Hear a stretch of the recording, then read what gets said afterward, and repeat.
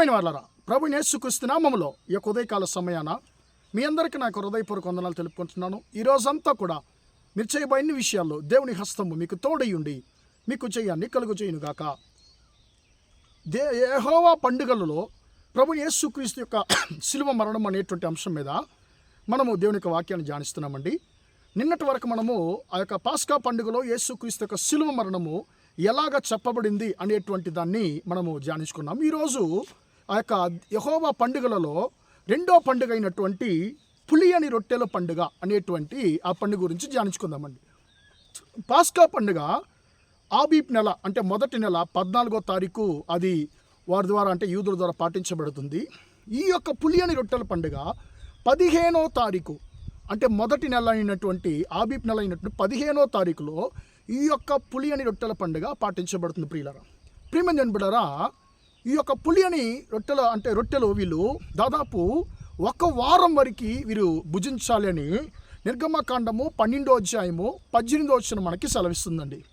ప్రియమైన బిడ్డలారా, అలాగా ఈ యొక్క పులియని రొట్టెను భుజించని వాడు అంటే పులిసిన రొట్టెను తన ఇంట్లో ఉంచువాడు, భుజించువాడు ఇశ్రాయేల్లో ఉండకుండా వాడు దేవుని ద్వారా దూరపరచబడతాడు అని ప్రియమైన బిడ్డ మనము నిర్గమకాండం 12వ అధ్యాయంలో 18వ వచనం మనం చదవగలమండి. లేవియకాండం 23వ అధ్యాయంలో కూడా మనం ఈ యొక్క పులియని రొట్టెల పండుగ గురించి మనము ధ్యానిస్తూ వస్తున్నాము.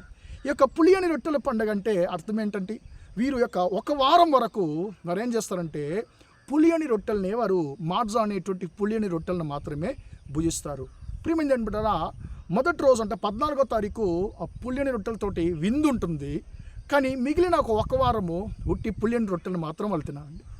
ప్రియమైన బిడ్డలారా, ఈ పులియని రొట్టె పరిశుద్ధతకు సాదృశ్యంగా ఉంది. ఈ పులియని రొట్టె ప్రియమైన బిడ్డలారా యేసుక్రీస్తుకు సాదృశ్యంగా ఉంది. ప్రియమైన బిడ్డలారా, అది మాత్రం కాదు, ఈ యొక్క పండుగ ప్రియమైన బిడ్డలారా 15వ తారీఖు పాటించబడుతుంది. మనం బాగా గమనించినట్లయితే పాస్కా పండుగ మన యొక్క క్యాలెండర్ ప్రకారము శుక్రవారం పాటించబడుతుంది. ఆ రోజు యేసుక్రీస్తు తన యొక్క ప్రాణాన్ని సాయంకాలం 3 గంటలకు తన ప్రాణాన్ని ఆయన అప్పగించాడు. ప్రియమైన బిడ్డలారా, ఆయన పాతి పెట్టబడినటువంటి సమాధి చేయబడినటువంటి కొద్ది నిమిషాల్లోనే వారికి సాయంకాలం 6 గంటలకి ఇంకొక రోజు అంటే విశ్రాంతి దినం వారికి ప్రారంభమవుతుందండి. ఒక రోజు యూదులకి ముగించేది సాయంకాలం 5:59 ఒక రోజు ప్రారంభించబడేది సాయంకాలం 6 గంటలకండి. అప్పుడు యేసుక్రీస్తు పాతి పెట్టబడిన కొద్ది నిమిషాల్లోనే వారికి మరుసటి రోజు అంటే విశ్రాంతి దినం స్టార్ట్ అవుతుందండి. ప్రియమైన బిడ్డలారా, యొక్క పులియని రొట్టెల పండుగ కూడా విశ్రాంతి దినం నాడే అంటే పాటించబడుతుంది. దీని అర్థం ఏంటి? యేసుక్రీస్తు యొక్క శరీరము పాతి పెట్టబడింది. మన కొరకు మరణించినటువంటి యేసుక్రీస్తు యొక్క శరీరము పాతి పెట్టబడింది. ఆ యొక్క యేసుక్రీస్తు యొక్క శరీరము మన కొరకు కొట్టబడింది. ఆయన యొక్క మరణము ద్వారా మన జీవితంలో ఉన్నటువంటి పులిసిన పిండి అనేటువంటి పాపమును శాశ్వతంగా యేసుక్రీస్తు మన జీవితంలో నుండి ఆయన యొక్క శిలువ మరణం ద్వారా తొలగించాడనేటువంటి దాన్ని ఈ యొక్క పులియని రొట్టెల పండుగ మనకు నేర్పిస్తుంది. ప్రియమైన బిడ్డలారా, పాస్కా పండుగ అంటే ఏంటి? ఇశ్రాయేలును దేవుడు ఐగుప్తు నుంచి వెలుపలకు నడిపించాడు. పులియని రొట్టెల పండుగ అంటే ఏంటి? వారి జీవితంలో వారి హృదయంలో ఉండేటువంటి ఐగుప్తు యొక్క పాప క్రియలను బయటికి తీయడమే పులియని రొట్టెల పండుగ. ప్రియమైన బిడ్డలారా, యేసుక్రీస్తు యొక్క శిలువ మరణాన్ని ప్రియమైన బిడ్డలారా జ్ఞాపకం చేసుకుంటున్నటువంటి ఈ రోజుల్లో మనలో ఉన్నటువంటి పులియని రొట్టె లాంటి పాప స్వభావాలను మన జీవితాన్ని నుంచి మనము బయటికి తీయాలని చెప్పి దేవుడు ఇష్టపడుతున్నాడు.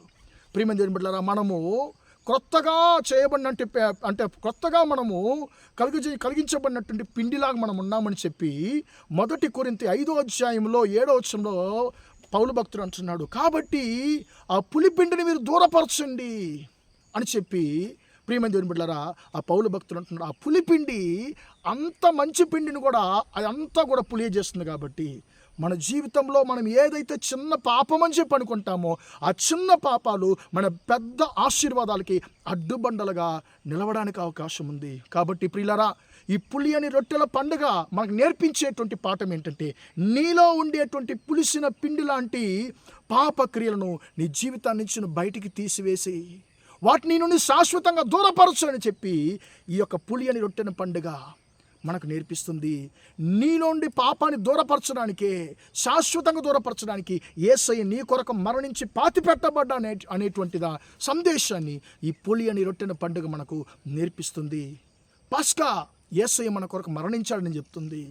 పులియని రొట్టెల పండుగ యేసయ్య నీ కొరకు పాతిపెట్టబడ్డాడనేటువంటి దాన్ని నీతో నాతో పంచుకుంటుంది. ప్రియమైన దేవుని బిడ్డలారా, దేవుని చిత్తమైతే రేపు ఇంకొక విషయాన్ని గురించి మనం ధ్యానించుకుందాం, ప్రార్థన చేద్దాం. ప్రేమగల మా తండ్రి, దయగల దేవ, ఇంతవరకు ఈ మాటలు విన్న తండ్రి, మీ బిడ్డలు మీరు దీవించండి, ఆశీర్వదించండి అయ్యా.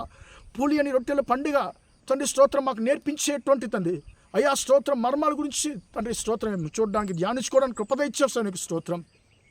మాలో ఉండేటువంటి పులిసిన పిండి లాంటి పాపాన్ని శాశ్వతంగా దూరపరచడానికి నువ్వు మా కొరకు మరణించి పాతిపెట్టబడ్డావయ్యా.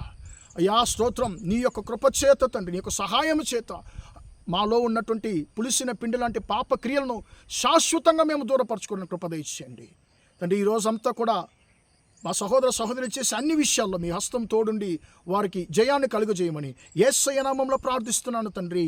ఆమేన్, ఆమేన్. ప్రియమైన వాళ్ళరా, దేవుడు మిమ్మల్ని దీవించి ఆశీర్వదించును గాక. Praise the Lord, praise the lord.